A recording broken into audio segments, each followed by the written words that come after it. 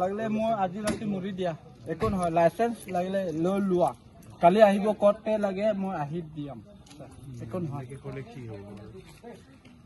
এনে নিউজত দি দিয়া একো নহয়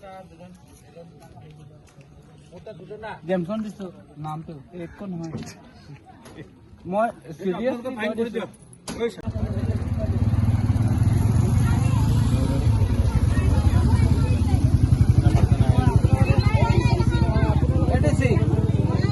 বেলুন বুকার দিল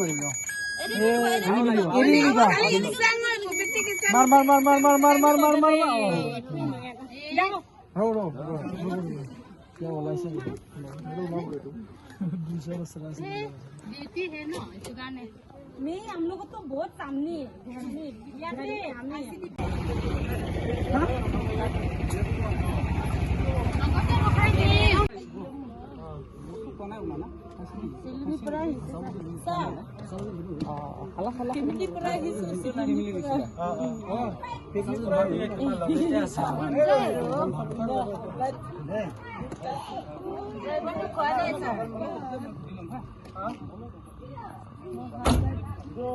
আজি ড্ৰিংক এণ্ড ড্ৰাইভ আমি জইণ্টলি পুলিচ আৰু আমি হেৰি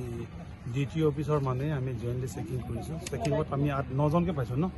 9জন পালোঁ মতা সেইবিলাকক মানে আমি উপযুক্ত ব্যৱস্থা ল'ম আৰু কি ব্যৱস্থা লোৱা হ'ব তেওঁলোকৰ বিৰুদ্ধে কিবা কেছ বা ৰুজু কৰা হ'ব ৰুজু কৰা হ'ব কেছ ৰুজু কৰা হ'ব তেওঁলোকৰ এই অভিযানটোৰ মেইন উদ্দেশ্যটো মানে আমাৰ CM ছাৰে কৈছে যে সব জেগাতে সব ডিষ্ট্ৰিক্টতে সেইটো চেকিং কৰিব লাগে সেইকাৰণে 31ৰ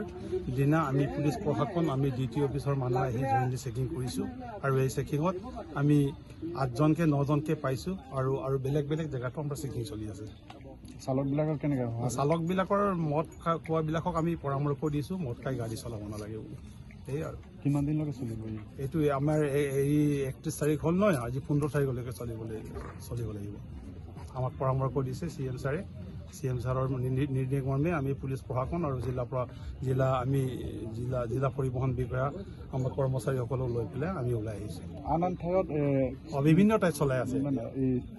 যিকেইটা মানে চালকে মানে সেৱন কৰি চলাই আছে তেওঁলোকক আৰক্ষী নিজৰ জিম্মাত ৰাখি নিৰীক্ষণৰ ভাৱে ৰাখিছে নিশ্চয় আমি ইয়াত যেনেকৈ ৰাখিছোঁ দিছপুৰ চব ৰাখিছে চব ডিষ্ট্ৰিক্টতে চলাই আছে পুলিচ প্ৰশাসন আৰু জিলা পৰিবহণ বিষয়ে জইণ্টলি চেকিং চলি আছে